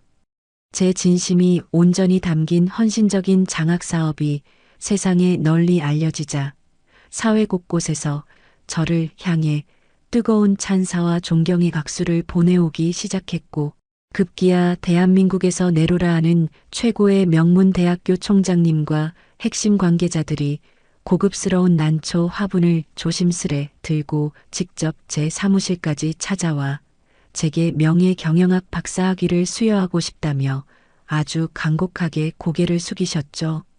과거 그 잘난 동서가 그토록 입에 침이 마르도록 칭송하며 콧대를 높이던 바로 그 콧대 높은 명문대의 총장님이 직접 제게 박사모를 씌워주겠다며 매달리는 기막힌 상황이 연출되었지만 저는 아주 우아하게 찻잔을 내려놓고 부드럽고 온화한 미소를 지으며 그들의 제안을 단칼에 정중히 거절했답니다. 이렇게 분에 넘치는 과분한 영광을 제안해 주셔서 진심으로 감사하지만 저는 여태껏 제 피와 땀으로 증명해 온 고졸이라는 제 떳떳한 학력이 그 어떤 화려한 박사학위보다 훨씬 더 자랑스럽고 편안하답니다. 제 거절에 총장님 일행은 경이로운 눈빛을 보내며 머쓱한 표정으로 물러났고, 이 일화가 언론을 통해 세상에 알려지면서 저는 학벌 지상주의가 판치는 대한민국 사회에 묵직한 경종을 울린 진정한 시대의 롤모델이자 존경받는 위대한 기업가로 완벽하게 자리매김하게 되었어요. 제가 밖에서 이렇게 눈부신 찬사를 받으며 승승장구하는 동안 집안에서의 제 위상 역시 감히 그 누구도 넘볼 수 없는 절대적인 성역으로 더욱 단단하고 견고해졌는데요. 시어머니는 제가 늦은 밤 퇴근하고 현관문을 열고 들어설 때마다 굽은 허리를 이끌고 버선발로 가장 먼저 뛰어나와 제 무거운 서류 가방을 대신 받아들고는 밖에서 큰일 하느라 얼마나 고단했냐며 제 굳은 어깨를 정성스럽게 주물러 주시곤 했죠. 온 가족이 넓은 식탁에 다 같이 모여 앉아 화기애애하게 저녁 식사를 하는 자리에서 어머니는 갓 지은 하얀 쌀밥 위에 가장 크고 먹음직스러운 갈비찜 고기를 젓가락으로 정성스레 발라 제 숟가락 위에 직접 얹어주시며 식탁 맞은편에 다소곳이 앉아있는 남편과 서방님을 향해 엄격한 눈빛을 빛내며 말씀하셨어요. 너희들은 죽는 날까지 똑똑히 명심해라. 우리 집안을 시궁창에서 건져낸 진짜 뼈대이자 이 집안의 모든 것을 거느리는 유일한 진짜 주인은 바로 여기 있는 이 귀한 며느리 지안이 뿐이니까 평생을 그 크나큰 은혜를 갚으며 엎드려 살아야 한다. 그 든든하고 확고한 온 가족의 인정 속에 재치열했던 성공신화는 결국 대형 방송국의 간판 TV 다큐멘터리 프로그램으로 정식 제작되어 가장 시청률이 높은 황금 시간대에 전국으로 방영을 타는 엄청난 영광까지 안게 되었어요. 명동의 작은 메이크업숍 구석에서 맨손으로 시작해 수천억 원의 거대한 뷰티 자산을 일궈낸 제 눈물겨운 인생 역정이 고스란히 전파를 타자 전국 방방곡곡에서 벅찬 감동의 눈물을 흘렸다는 시청자 게시판의 찬사가 봇물 터지듯 쏟아졌고 저는 그야말로 살아있는 신화 그 자체가 되어가고 있었죠. 하지만 제가 이렇게 구름 위를 거닐며 화려한 스포트라이트를 독차지하고 있을 때 한때 우리 집안에서 대학 졸업장 하나만 맹신하며 여왕 행세를 하고 저를 벌레 보듯 무시하던 그 교만했던 전 동서의 삶은 상상조차 할 수 없을 만큼 비참하고 처절한 지옥의 밑바닥으로 속절없이 곤두박질 치고 있다는 소식이 제 비서실의 정보망과 업계 지인들의 입을 통해 간간히 전해져 오더라고요. 이혼 소송에서 처참하게 패소하며 위자료 한 푼 건지지 못하고 알거지 신세로 쫓겨난 그녀는 어떻게든 다시 번듯한 직장에 들어가 보란 듯이 재기해 보려 발버둥을 쳤지만 안타깝게도 세상은 그녀가 오만하게 착각했던 것만큼 호락호락하고 만만한 곳이 절대 아니었죠.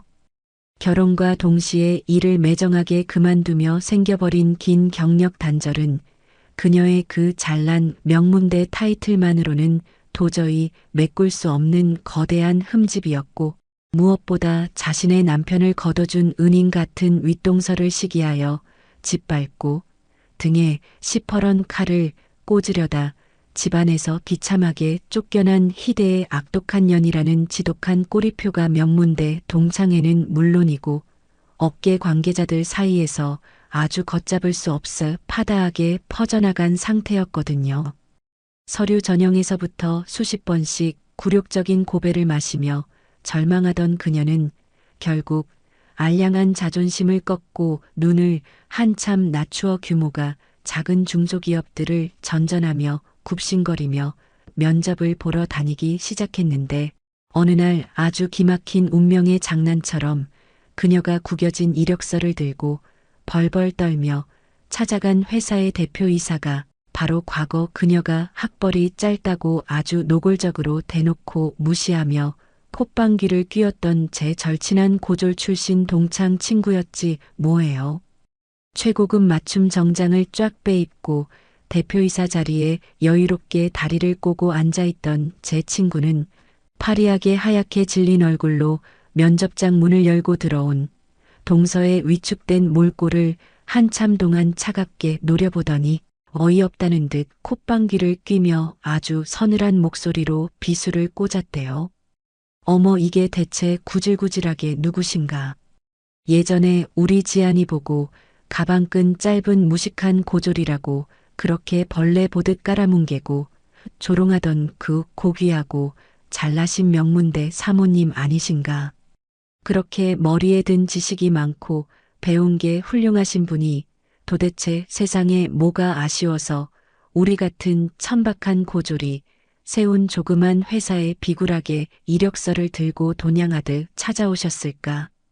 제 친구의 그 뼈 때리는 차가운 조롱에 동서는 마치 발가벗겨진 채 길거리에 내동댕이 쳐진 사람처럼 수치심에 얼굴이 시뻘겋게 달아올라 입술만 파르르 바들바들 떨다간 결국 변명 한마디 제대로 밖으로 내뱉지 못하고 면접관들이 조롱 섞인 눈으로 쳐다보는 앞에서 가방을 챙겨 도망치듯 사무실 문을 박차고 빠져나왔다고 하더군요.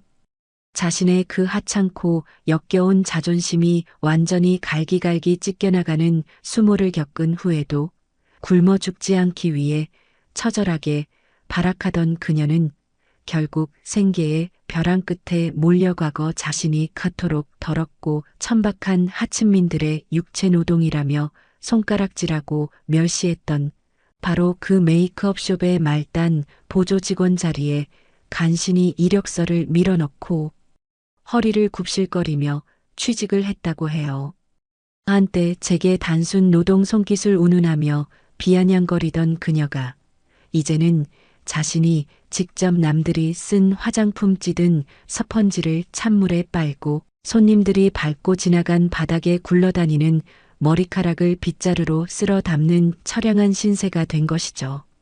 하지만 평생을 곱게 책상머리에 앉아 펜대만 굴리며 자라온 그녀에게 메이크업 보조라는 고된 육체 노동이 제대로 몸에 맞을 리 만무했고 기본적인 손재주조차 지독하게 없어 매일같이 덜덜 떠는 손으로 값비싼 화장품 병을 대리석 바닥에 떨어뜨려 아장창 깨먹기 일쑤였대요.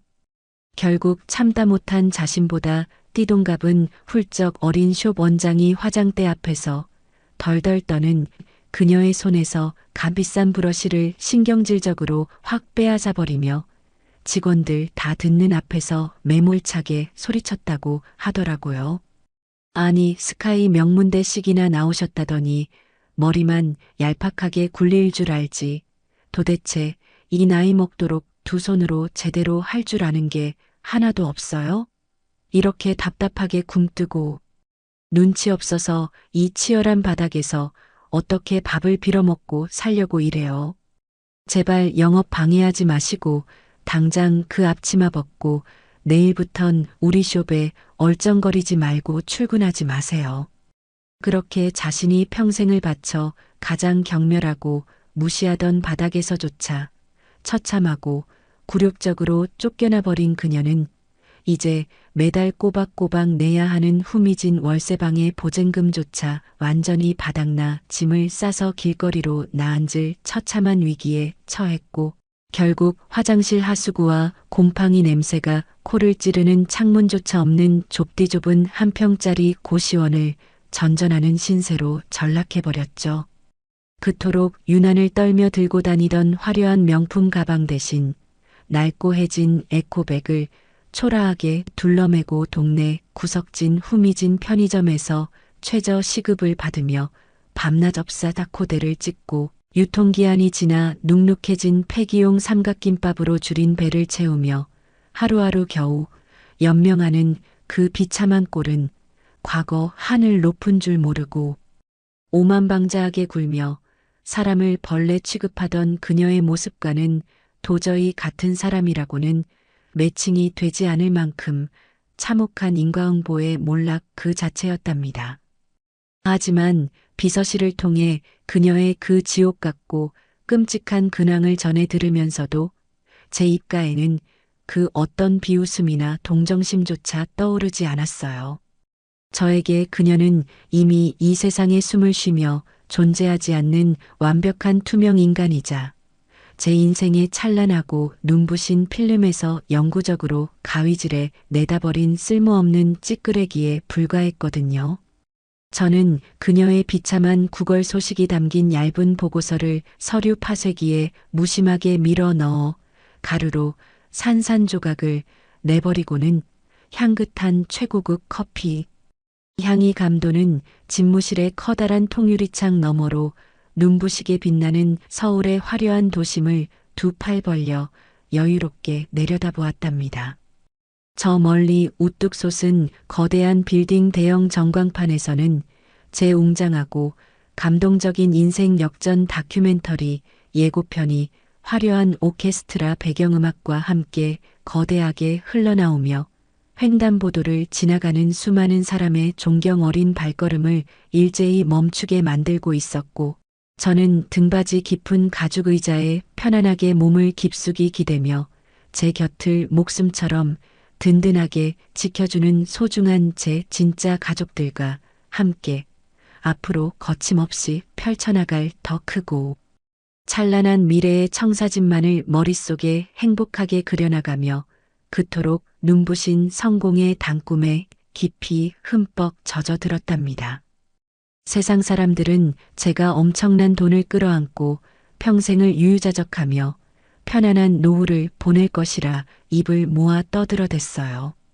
하지만 제 가슴 속에서 펄펄 끓어오르는 거대한 열정과 일에 대한 지독한 갈증은 그깟 돈다발 위에 안주하는 것을 결코 허락하지 않더라고요.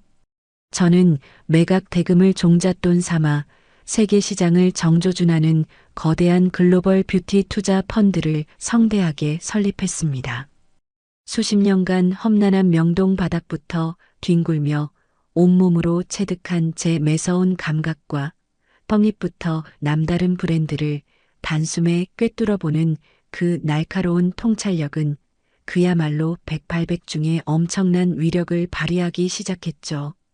제가 가능성을 알아보고 공격적으로 자본을 쏟아부으며 투자한 신생 화장품 기업들은 어김없이 시장의 판도를 뒤흔들며 거대한 대박을 터뜨렸고 그 결과 제 개인 자산은 수천억 원을 훌쩍 뛰어넘어 감히 일반인들은 상상조차 할 수 없는 수조 원대에 육박하는 그야말로 대한민국 최상위 거부의 반열에 당당히 오르게 되었어요. 게다가 제가 애지중지 키워내어 거대 글로벌 기업의 품에 안겨주었던 저의 원래 브랜드 역시 그들이 가진 막강한 자본력에 제 천재적인 감각이 완벽한 시너지를 일으키며 폭발적으로 성장하더니 마침내 콧대 높은 프랑스와 미국의 명품 화장품들을 모조리 꺾어버리고 전 세계 뷰티 시장 점유율 1위라는 전무후무한 대기록을 당당하게 세워버렸죠. 업계의 수많은 전문가와 언론들은 앞다투어 저를 향해 K뷰티의 살아있는 신화라며 입이 마르도록 추앙했고 제 이름 석자는 곧 글로벌 뷰티 업계의 절대적인 성공을 보장하는 완벽한 보증수표로 찬란하게 빛나고 있었답니다. 그렇게 눈부신 황금빛 성공의 정점을 찍고 맞이한 시어머니의 팔순 잔치날, 저는 여태껏 우리 가족이 함께 견뎌온 그 모진 세월의 풍파를 한 번에 씻어내고도 남을 만큼 아주 성대하고 화려한 이벤트를 톤 크게 준비했어요. 푸른 파도가 넘실거리는 지중해를 유유히 항해하는 초호화 초대형 해외 크루즈의 가장 큰 메인 연회장을 통째로 빌렸죠.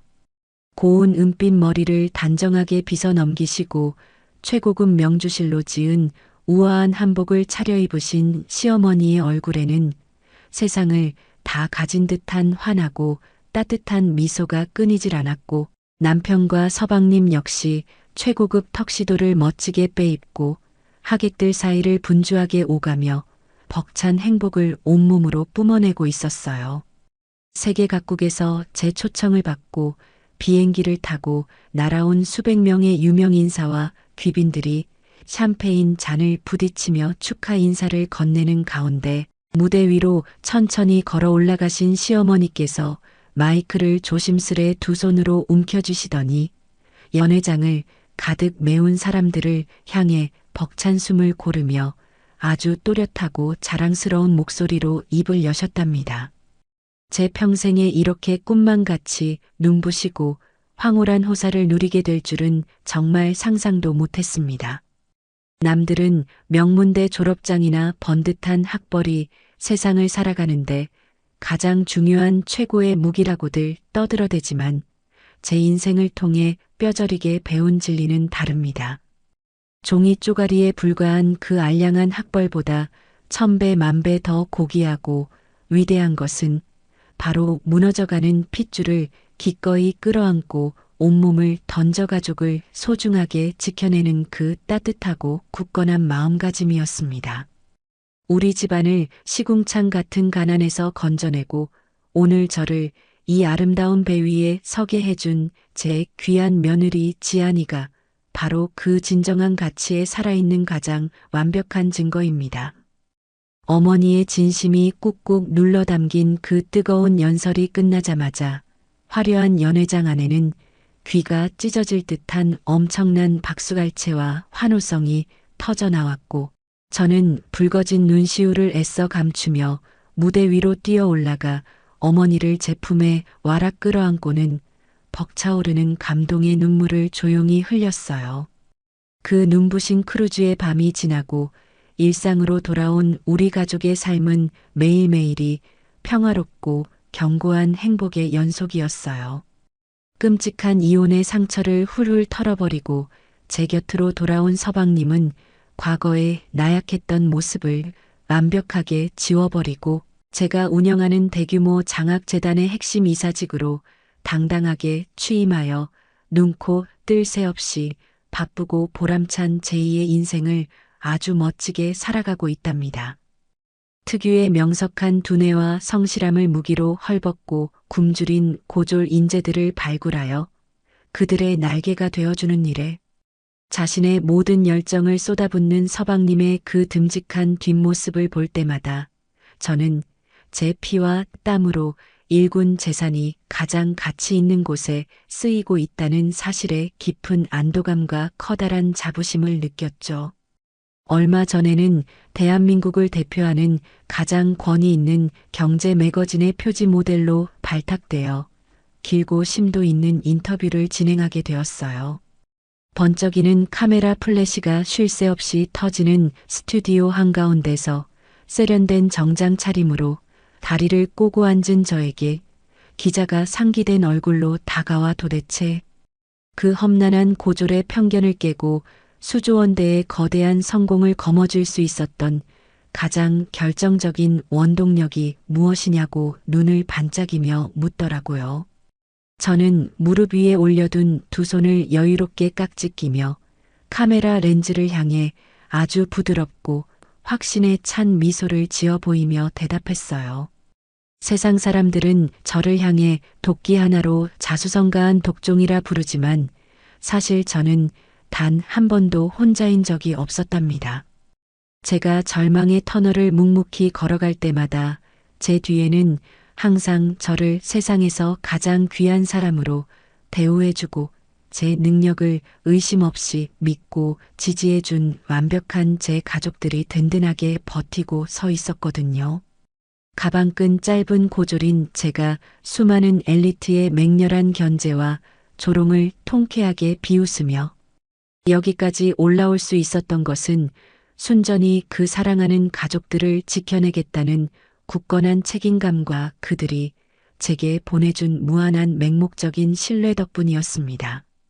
제 인터뷰가 실린 잡지가 전국 서점의 베스트셀러 매대를 화려하게 장식하던 어느 화창한 오후였어요.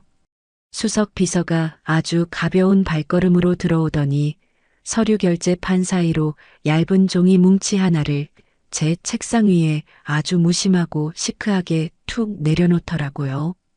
그것은 제가 굳이 따로 지시하지 않았음에도 비서실에서 알아서 정기적으로 업데이트하여 올리는 한때 오만함의 극치를 달리다 처참하게 쫓겨난 그 동서에 관한 초라하고 비참한 근황 보고서였답니다.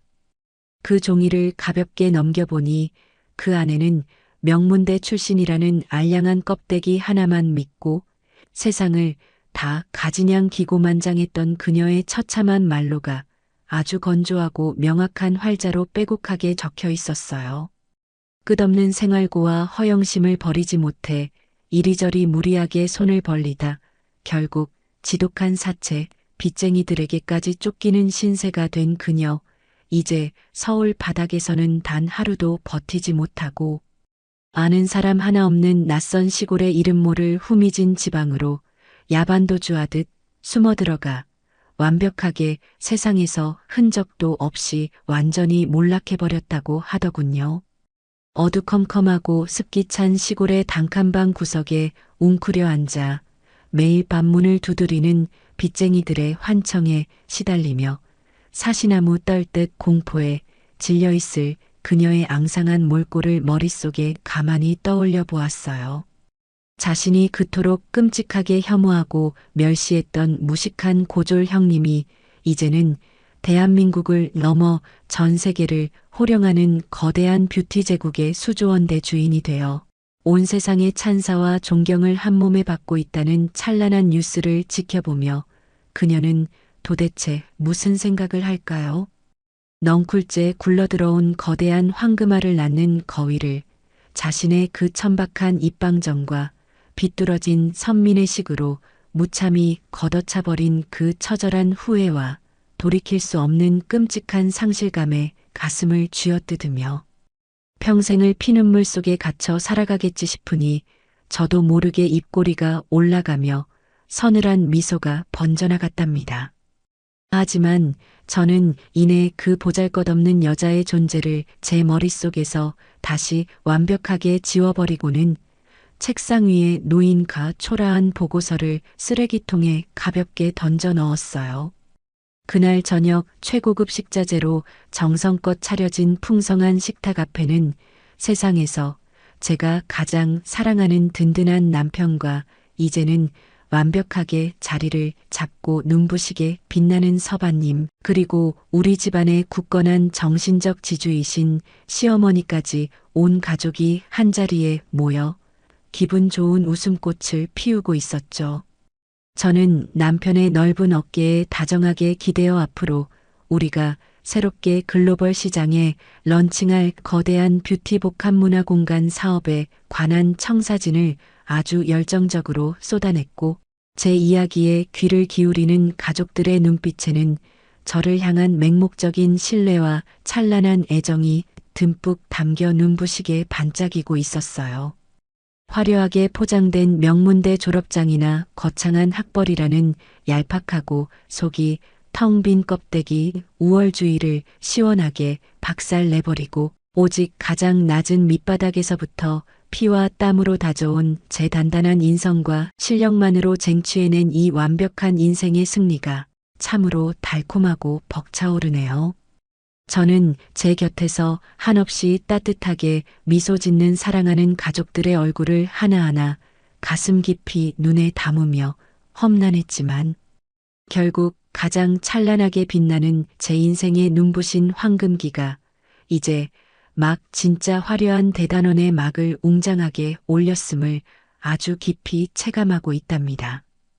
지금까지 참으로 길고 파란만장했던 제 이야기를 끝까지 들어주셔서 정말 감사합니다.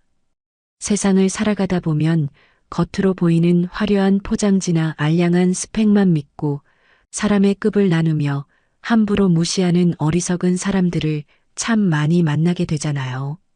하지만 진짜 사람의 고귀한 가치를 증명하는 것은 얇은 종이 쪼가리가 아니라 묵묵히 흘린 정직한 땀방울과 내 곁에 있는 사람을 진심으로 아끼고 품어내는 따뜻한 마음이라는 것을 제 인생을 통해 꼭 전해드리고 싶었어요. 제 긴 이야기를 들어주신 여러분의 앞날에도 거짓된 껍데기를 이겨내는 온전한 진심과 흔들리지 않는 단단한 행복만이 곁에 가득하시기를 두 손 모아 진심으로 응원할게요. 감사합니다. 네, 오늘 준비한 사연은 여기까지입니다. 화려한 학벌만 맹신하며 은혜를 원수로 갚던 동서가 결국 모든 것을 잃고 비참하게 몰락한 결말. 정말 꽉 막힌 속이 시원하게 뻥 뚫리는 통쾌한 시간이었죠. 가방끈이 짧다는 이유로 억울한 멸시를 당하면서도 묵묵히 자신의 실력을 증명하며 수조원대 기업가로 우뚝 선 지아님의 인생 역전 스토리는 우리에게 참 깊은 울림을 줍니다. 사람의 진짜 명품 가치는 얇은 졸업장 쪼가리가 아니라 꺾이지 않는 굳건한 끈기와 주변을 진심으로 품어내는 따뜻한 인성에서 나온다는 것을 다시 한번 깊이 깨닫게 되네요. 모진 가난과 시련을 완벽하게 이겨내고 가족을 든든하게 지켜낸 지아님의 앞날에 앞으로는 찬란하고 눈부신 꽃길만 가득하기를 진심으로 바랍니다. 우리 청취자 여러분도 오늘 사연을 통해 따뜻한 감동과 통쾌한 긍정 에너지를 듬뿍 받아가셨기를 바랍니다. 지아님께 응원의 댓글을 남겨주세요. 큰 위로가 돼줄 거예요. 오늘도 끝까지 함께 해주셔서 감사합니다.